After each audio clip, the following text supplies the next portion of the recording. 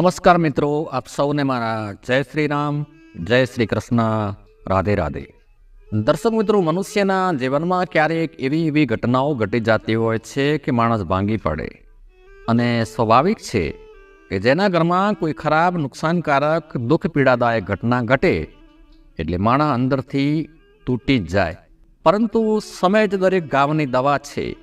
એટલે સમયને આધીન પાછો એ માણસ નોર્મલ સ્થિતિમાં આવે. જે થઈ ગયું એને ભૂલી અને આગળનો આવનાર સમય, ભવિષ્યને ધ્યાનમાં રાખી અને જીવનની દિશા પકડી લે. પરંતુ અમુક ઘટનાઓ એવી હોય છે કે જ્યારે ઘટે ત્યારે દુઃખદાયક હોય છે, પરંતુ સમય આયે એ ઘટી ગયેલ ઘટના કેટલાક સકારાત્મક પરિણામો ઉત્પન્ન કરતી હોય છે, સારા પરિણામો ઉત્પન્ન કરતી હોય છે. ત્યારે માણસને કહેવું પડતું હોય છે કે જે થાય તે સારા માટે, ભગવાન જે કરે તે સારા માટે જ કરે છે. એ દિવસે આ ઘટના ના ઘટી હોત તો આજે આ પરિણામ જોવા ન મળ્યું હોત. એ દિવસે ભલે હું દુઃખી થયો હતો, પરંતુ હવે મને સમજાણું કે ભગવાન જે કરે તે સારા માટે જ કરે છે. આવો અનુભવ માણસ કરવા લાગે. પરંતુ દર્શક મિત્રો, શું એ સત્ય છે કે ભગવાન જે કરે તે સારા માટે જ હોય? એ વાતથી 100% કોઈ સહમત ન થાય. કારણ કે કોઈ મનુષ્યના જીવનમાં એવી ઘટનાઓ ઘટી જતી હોય છે કે સારા માટે નથી હોતી. મનુષ્યનું જીવન તબાહ થઈ જતું હોય છે, સંસાર ઉજળીને વેરાન જંગલ બની જતો હોય છે. છતાંય પણ ભગવાન જે કરે તે સારા માટે, એ વાક્યને થોડાક અંશે સત્ય સાબિત કરતો એક વાર્તા પ્રસંગ આ વિડીયો થકી આપની સમક્ષ રજૂ કરું, જેને તમે અંત સુધી જરૂરથી સાંભળજો. પસંદ આવે તો લાઈક કરીને ચેનલને પણ સબસ્ક્રાઈબ જરૂરથી કરી દેશો. અને કમેન્ટ બોક્સમાં જય શ્રી રામ અને જય શ્રી કૃષ્ણ તો જરૂરથી લખશો, જેનાથી પરમાત્માની અસીમ કૃપા દ્રષ્ટિ આપણા સૌના ઉપર હંમેશા બનેલી રહે. એક નાનકડા શહેરમાં એક રિક્ષા ચાલક રહેતો હતો, જેનું નામ મહેશ હતું અને એની પત્નીનું નામ છાયા હતું. આ વાર્તા પ્રસંગ એક સત્ય ઘટના પર આધારિત છે. આ વાર્તા પ્રસંગ એ વાત સત્ય સાબિત કરે છે કે ક્યારેક ભગવાન જે કરે તે સારા માટે જ કરતા હોય છે. આ વાર્તા પ્રસંગમાં નામ અને પાત્રો કાલ્પનિક છે, માટે વિનંતી શર્માએ એ કહેવું જરૂરી બની જાય છે કે કોઈએ વ્યક્તિગત માથે લેવું નહીં. મહેશ ખૂબ જ ઈમાનદાર, નિષ્ઠાવાન વ્યક્તિ હતો. તે દરરોજ ઓટો રિક્ષા લઈને લોકોને તેમના ઘરે મૂકવા જતો અને નાના બાળકથી લઈને વડીલ સુધી દરેક સાથે તેનું વર્તન ખૂબ જ સારું હતું. તેના મીઠા વર્તનના કારણે લોકો તેને ઓળખવા લાગ્યા. રાત્રે 2 વાગે જો કોઈને કોઈ મહત્વપૂર્ણ કામ માટે બહાર જવાનું હોય તો મહેશને 2 વાગે પણ ફોન કરે તો પણ એ જાગી જાય. અને એ કોઈને ક્યારે ના નહોતો કહેતો. તેને કોઈને ના પાડવાની આદત ન હતી. રાત્રે પણ મહિલાઓ કોઈ પણ સંકોચ વગર, કોઈ પણ ડર વિના મહેશની ઓટોમાં બેસી જતી. મહેશ એટલો વિશાળ અને દયાળુ હૃદયનો વ્યક્તિ હતો. ગામના તમામ લોકોમાં તેની ખૂબ જ લોકચાહના હતી. મહેશને 3 દીકરીઓ હતી. દીકરીઓના નામ સીમા, જયશ્રી અને સોનલ હતું. 3 દીકરીઓ ભણતી હતી. એક મોટી દીકરી ભણી ચૂકી હતી. મહેશે તેની મોટી દીકરીને ધોરણ 12 સુધી ભણાવી હતી. બાકીની 2 નાની દીકરીઓ ભણી રહી હતી. મહેશે તેની મોટી દીકરીના લગ્ન નક્કી કર્યા હતા. ભગવાન દ્વારા આપવામાં આવેલું તેની પાસે પૂરતું હતું. મહેશે તેની દીકરીના લગ્ન સારા પરિવારમાં નક્કી કર્યા હતા. તેના સાસરિયાઓએ લગ્નની તારીખ નક્કી કરી. દીકરીના લગ્ન હાટુ પૈસા ભેગા કરવા માટે મહેશે દિવસ રાત મહેનત કરી હતી. તેણે તેની પુત્રીના તમામ ઘરેણાં, કપડાં અને લગ્નનો સરસામાન ખરીદી લીધો હતો. તે તેની પુત્રીના લગ્નની રાહ જોઈ રહ્યો હતો. એક દિવસ તે ભગવાનના મંદિરમાં પૂજા કરવા ગયો અને ભગવાનને મનોમન કહેવા લાગ્યો કે હે પ્રભુ, એ ભગવાન, મારી દીકરીના જલ્દીથી લગ્ન થવાના છે.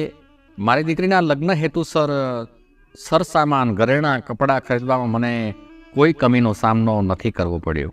તમારી મહેરબાનીથી બધું બરાબર ચાલી રહ્યો છે. બધો સામાન પણ આવી ચૂક્યો છે. ભોજન માટેનું તમામ સરસામાન પણ આવી ગયું છે. હવે લગ્ન આડે 2-3 દિવસ જ બાકી છે. મહેશ પોતાની દીકરી પાસે ગયો અને કહ્યું કે મારી પાસે આપવા માટે વધારે તો કંઈ છે નહીં. મેં તારા માટે થોડી જ્વેલરી પણ બનાવી લીધી છે. તારી 2 બહેનોના પણ લગ્ન થવાના છે. હું તારા લગ્ન એક સારા પરિવારમાં કરવા જઈ રહ્યો છું. છોકરો સારો કમાય છે. તારે ત્યાં કોઈ વસ્તુની કમી નહીં રહે. દીકરી એ તો બીજા ઘરની સંપત્તિ છે. એકના એક દિવસ તેને મા બાપનું ઘર છોડીને સાસરે જવું પડે છે. માટે નિરાશ ના થા દીકરી. આજે હું તને થોડા શિક્ષારૂપી પાઠ ભણાવવા જઈ રહ્યો છું. તારા સાસરિયાના ઘરના વડીલોનું સન્માન કરજે. તારા સાસુ સસરાની સારી રીતે સેવા કરજે. હું તને આ શિખામણ આપી રહ્યો છું કે વડીલોની આજ્ઞાનું પાલન કરવું. તારા સાસુ સસરાને તારા માતા પિતા ગણજે. મેં તને 12મા ધોરણ સુધીનું શિક્ષણ અપાવ્યું છે અને તને સિલાઈ કામ પણ શીખ્યું છે. જો તારા સાસરિયા તને નોકરી કરવા દે તો કરજે, નહીતર એને લઈને ક્યારે જીદ ન કરતી. મારી ઇજ્જત પ્રતિષ્ઠાનું ધ્યાન રાખજે દીકરી. સારી દીકરી પોતાના સારા ગુણોથી સાસરિયામાં બધાને પોતાના બનાવી લે છે. જો તારા સાસુ અને સસરા તને ઠપકો આપે તો વિચારજે કે તારા પોતાના માતા પિતા તને ઠપકો આપી રહ્યા છે. મહેશ તેની દીકરીને સમજાવી રહ્યો હતો. દીકરીને સમજાવતી વખતે તેની આંખોમાં આંસુ આવી ગયા હતા. ઘરમાં લગ્નનો માહોલ હતો. ઘરમાં સગા સંબંધીઓનો ઘસારો હતો. લગ્નની ધામધૂમ તૈયારીઓ ચાલી રહી હતી. પણ વિધાતા કોઈ બીજી રમત રમી રહ્યા હતા. તેની કોઈને કલ્પના પણ નહોતી, કોઈને ખબર પણ નહોતી. કદાચ ભગવાન મહેશ અને તેના પરિવારની પરીક્ષા કરવાના હતા.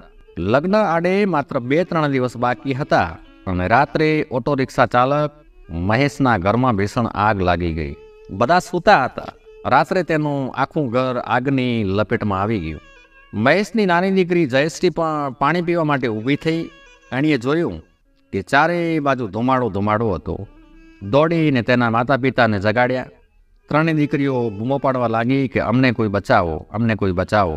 મહેશે ભારી મુશ્કેલીથી લાકડીના સહારે બાલ્કનીમાંથી બહાર નીકળવાનો પ્રયાસ કર્યો હતો અને ઘરના તમામ સભ્યો સુરક્ષિત બહાર નીકળવામાં સફળ રહ્યા. પરંતુ આગમાં ઘરનો અને લગ્નનો તમામ સરસામાન બળીને ખાખ થઈ ચૂક્યો હતો. મહેશની મોટી દીકરી સીમા પણ બેહોશ થઈ ગઈ હતી. બંને નાની બહેનોને પણ ચક્કર આવી ગયા અને નીચે પડી ગઈ. સીમા થોડી ભાનમાં આવી. આજુબાજુના લોકોએ બધાને બહાર કાઢ્યા. ક્ષણભર પહેલાં જ્યાં ખુશી હતી ત્યાં પછીનું તે દ્રશ્ય હવે જોઈ શકાય એવું ન હતું.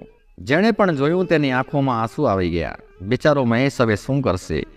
લગ્ન વિના જ દીકરી રહેશે. હવે વરરાજા લગ્ન કરવાની ના પાડી દેશે. કેટલાક લોકો વિવિધ પ્રકારની વાતો કરવા લાગ્યા. જેટલા મુખ તેટલી વાતો. સીમા દોડીને તેના પિતા પાસે ગઈને કહ્યું કે પપ્પા, ઉદાસ ન થાઓ, દુઃખી ન થાઓ. મારા લગ્ન માટે પૈસા બચાવવા હાટું તમે ખૂબ જ મહેનત કરી. પપ્પા, તમે જરાય ચિંતા ના કરો. મારા ભાગ્યમાં કદાચ આજ લખ્યું હતું. આ મુશ્કેલ સમયમાં આપણે નબળા ના પડવું જોઈએ. હું તમારો દીકરો નથી તો શું થઈ ગયું? અમારા ઉછેરમાં તમે કોઈ કચાશ નથી રાખી. અમે 3 બહેનોને તમારાથી બનતું હતું તે તમે બધું જ અમને આપ્યું છે.